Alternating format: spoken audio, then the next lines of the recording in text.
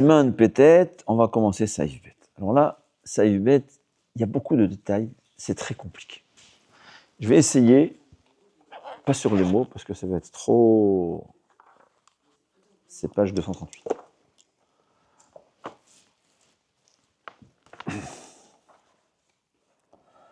Il y a, en d'autres termes, le Shulchan Aruch, il vient nous enseigner qu'on n'a pas le droit de saluer ses amis, de parler avant la tefila. Pourquoi? Première des choses, c'est la tefila. Il faut savoir. Alors, ce qui est évident, je dis, il y a toujours trois sortes de paroles. Il y a les bêtises et les paroles, je sais pas, j'aime pas dire assourd quand il y a trop de gens qui le font. Ouais. Nulle part c'est écrit qu'on a le droit de le faire. Avant la tefila, on ne se met pas à discuter. On parle toujours que le moment de la tefila est arrivé, donc c'est alot hashachar. Hashachar, c'est aujourd'hui 7 heures. Donc c'est vrai qu'en hiver, parfois, on s'est levé, c'est pas encore le moment, donc on peut discuter. Mais dès arrivé le moment de alot hashachar, qui est le moment où normalement on aurait dû faire la tefila, j'ai pas le droit de mettre à parler de bêtises. Ou même pas bêtises.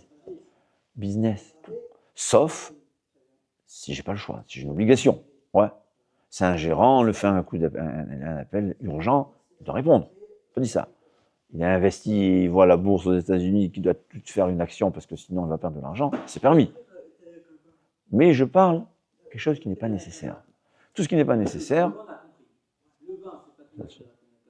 c'est vrai que le tzaddik, il n'ouvre pas son portable, même si c'est un homme d'affaires avant la tefila. Je dis pas, celui qui croit en Hachem et il se conduit dans une Akadosh Baruch Hu, il aide et il ne perdra jamais. Il faut savoir aussi que d'après le Zohar, rien n'est permis en la tefila. Première parole que après le prix qui lève, c'est parler à Akadosh Baruch Hu. Mais on parle maintenant d'après le din. Donc les paroles vaines, interdites. Mais il y a encore deux sortes de paroles, et ça, c'est saluer son ami.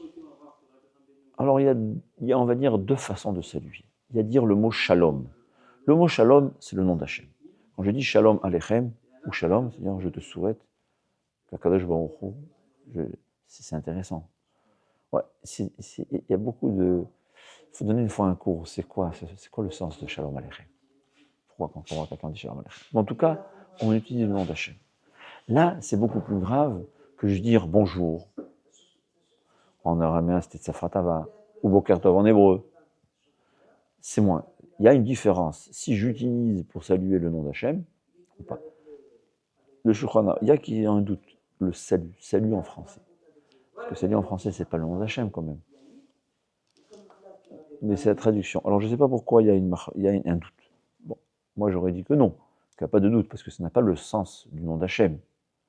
Mais peut-être que dans certaines langues, oui, on utilisait le nom d'Hachem, je ne sais pas. D'accord? En tout cas, on parle dire le mot shalom. Alors là, il y a trois cas de figure que le Shulchan Aruch en parle. Il y a le cas où on s'est croisés. On s'est croisés. Par hasard, voilà, on passe, on se croise. Donc je ne fais aucune action d'aller chez quelqu'un, je suis croisé. Mais Ikar a dit, on a même le droit de dire le mot shalom, on a même le droit de hocher la tête. Mais, concrètement, il faut éviter. Hocher la tête, c'est sûr, et dire le shalom aussi. Et pourquoi? Pour se souvenir. Parce que quand je sais, on se croise, que je ne peux pas te dire shalom, je me rappelle que si shalom, je ne peux pas dire. Alors parler des Hadashot, de ce qui s'est passé aux dernières nouvelles, c'est sûr que je ne vais pas le faire. C'est une coutume, on va dire, de ne pas utiliser le mot shalom avant, bien qu'on se croise. C'est par hasard, on s'est croisés, j'aurais dû avoir le droit de dire shalom, je devrais avoir le droit de hocher la tête, mais quand même, la coutume est de ne pas le faire. Par contre, il faut savoir, il y a deux cas où ça sera permis. Quelqu'un qui te dit shalom, tu peux lui dire shalom. C'est une obligation. Xelat Herani va dire. On a dit, celui qui ne salue pas le pauvre, il le vole. On parle du vol du pauvre. On dit, qu'est-ce qu'on peut, on peut rien voler à un pauvre. Tu le voles, le salut. Ouais, le sourire par rapport au prix. Je ne sais pas si on a parlé de ça hier. Ouais. Mais en tout cas, quelqu'un qui te dit shalom, normalement, tu es obligé de lui dire shalom, même si vous êtes étonné.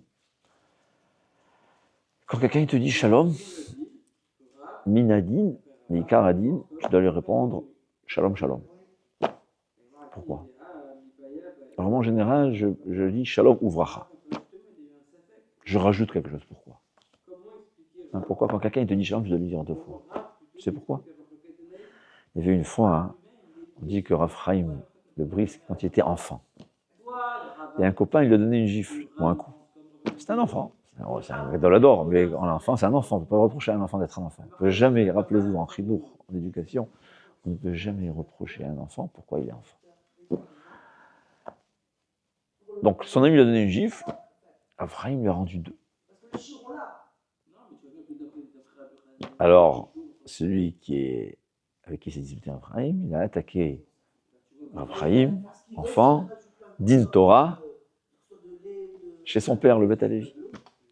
Alors, il dit, pourquoi tu as frappé? Il m'a dit, il m'a donné une gifle, alors j'ai répondu, je l'ai rendu. Il dit, oui, mais lui, il t'a donné un coup, pourquoi tu as rendu 2? Alors, c'est quoi la réponse? Il m'a dit non. Lui, il m'a donné un, alors que je ne lui avais rien fait. Je ne méritais pas ce premier coup. Donc, je lui ai rendu un coup. Là, on est quitte. Et maintenant, pour lui rendre ce qu'il m'a fait, je lui donne un deuxième. Lui, il m'a donné un coup alors que je ne mérite pas. Maintenant, je lui donne un deuxième. C'est ce coup, je lui donne parce que je ne le méritais pas. C'est une histoire et un exemple. Mais c'est ça. Quand quelqu'un est le premier à te dire shalom, si toi tu lui réponds, tu n'as pas rendu ce qu'il t'a donné. C'est pour ça qu'il faut rajouter. Donc c'est toujours, en général, j'essaie de dire, ou la halakha, elle est quelqu'un qui te dit Shavua Tov, tu dois lui dire Chodesh Tov. Ouais. Sauf cette semaine. Pourquoi? Parce que quelqu'un qui te dit Shavua Tov, c'est jusqu'à Shabbat. Mais si je lui réponds Chodesh Tov, Motzai Shabbat, c'est-à-dire c'est 4 jours. C'est moins. D'accord? À moins que je veux dire Chodesh Tov, c'est le Chodesh, le mois d'après. Alors, c'est pas obligatoire, mais même ça, la Torah nous enseigne. Même ça, la Torah nous enseigne. Quelqu'un qui te salue, tu dois lui dire. Donc, si on se croise, il faut éviter de dire shalom. Celui qui ne sait pas, comme il a dit, il va se vexer, il ne comprend pas pourquoi je ne dis pas shalom. Évitez toujours. Alors, si je peux, il faut toujours dire boker tov, ou bonjour. Et si je sais qu'il ne va pas comprendre, il va se vexer, c'est sûr qu'il faut lui dire. Par contre, il y a 2 autres cas de figure. Il y a aller dérouter. Ouais, j'ai mon chemin de ma maison chez moi à la synagogue. Je vais aller vers mon voisin, je vais faire je vais rallonger mon chemin, un détour, je vais faire un détour. Là, c'est dit, Kevan, Assur, le Agdim, le Petar, le Shalom. Mais, j'ai rien de. Attends, j'ai mal lu. J'ai pas le droit. J'ai pas le droit. Je m'en vais à la synagogue, je n'ai aucun droit de faire un détour pour aller dire à quelqu'un de saluer. Même pas lui dire Boker Tov. Par contre, si dans mon chemin, il est déjà dans le magasin. Je ne vais pas faire un détour, mais je vais quand même rentrer dans son magasin. D'accord? C'est pas on se croise. Là, j'ai le droit de lui dire bonjour, mais je n'ai pas le droit de rentrer dans son magasin pour lui dire le mot shalom, qui est le nom d'Hachem. Tout ça avant la tefila. D'accord? Donc en fait, il y a 3 cas de figure. Il y a, on se croise. Minhadin, on a le droit de dire même le mot shalom, mais il faut éviter pour se souvenir qu'on ne va pas parler de choses faites. Faire un détour, c'est totalement un sourd. Si c'est mon chemin, mais j'ai besoin quand même d'aller vers lui, là, j'ai le droit de le saluer, mais je n'ai pas le droit de dire shalom. Regardez combien c'est important avant la tefila de ne rien faire. Les paroles en vain, ça sort. Pour une mitzvah, ça va d'aller bien.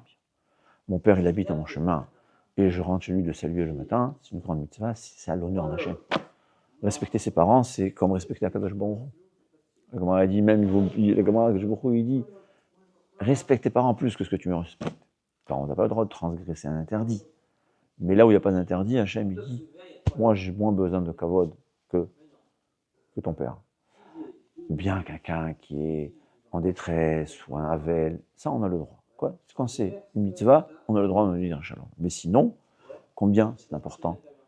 Après, on se lève le matin, la première des choses, faire la tefila, évidemment, on ne parle pas de quelqu'un qui va travailler, il y a des fois, des obligations, on ne parle pas de ça. Mais quelqu'un qui va à la tefila, il n'y a pas d'obligation. Première des choses, c'est Akadosh Baruch Hu.